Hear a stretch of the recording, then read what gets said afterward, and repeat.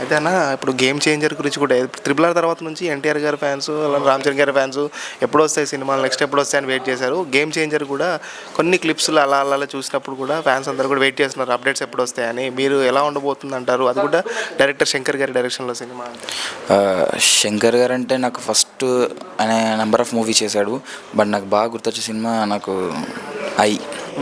ఐలో నా ఐలోషన్స్ కానీ కాస్ట్యూమ్స్ కానీ ఇంకా విక్రమ్ మోడలేషన్స్ కానీ అసలు అసలు అది చూస్తే నాకు ఏదో హాలీవుడ్ మూవీలా అనిపించింది. అలాంటిది ఐ మూవీ అంత హాలీవుడ్ రేంజ్లో చూపించిందంటే game changer, that Ram Charan గారు. సో ఇంకా చెప్పాల్సిన అవసరం లేదు, కుర్చీ మడతపెట్టి. అంటే రామ్ చరణ్ గారి గురించి కూడా అన్న ఇప్పుడు హాలీవుడ్లో ఎక్కడ చూసినా అక్కడ మాట్లాడుకుంటారు. ఎందుకంటే ఏదైనా దీక్ష చేసినా కానీ Ram Charan the hero of Telugu industry, he's looking in black dress అంటే కొన్ని అలాంటివి వచ్చినప్పుడు కూడా ప్రౌడ్గా ఫీల్ అవుతారు. ఒక హీరో సింప్లిసిటీగా మెయింటైన్ చేస్తున్నారు. ఆ బేసిక్ ఏంటంటే భక్తి అనేది మనందరికి ఉంటుంది. సో అలా చరణ్ గారు కూడా కొంచెం ఐ థింక్ భక్తిలో ఇన్వాల్వ్ అయ్యి ఏదైనా కూడా తన మంచి కోరుకు ఆడియన్స్ మంచి కోరికే కోరుకుంటాడు కాబట్టి హీఈస్ డౌన్ టు ఎర్త్.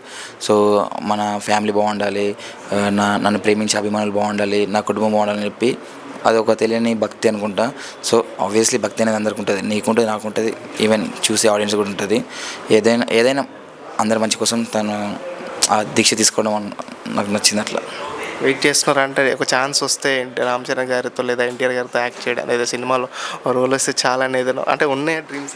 అసలు ఫస్ట్ ఆఫ్ ఆల్ రోల్ పక్కన పెడితే నాకు రామ్ చరణ్ గారితో ఫోటో దిగాలని కోరిక, అండ్ ఈవెన్ ఎన్టీఆర్ గారితో సహా.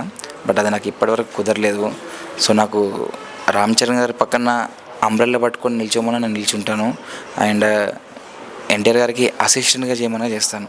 ఎందుకంటే ఎన్టీఆర్ గారు అంటే ఆబ్వియస్లీ డెలివరీ అసలు అది మామూలు కాదు. అది ఆబ్వియస్లీ రామ్ చరణ్ అంటే గిట్ట డ్యాన్స్ డైలాగ్స్ బీభత్సం. అసలు ఇద్దరిని తీయలేం పెట్టలేము అబ్బా. థ్యాంక్ యూ అన్న. Thank you.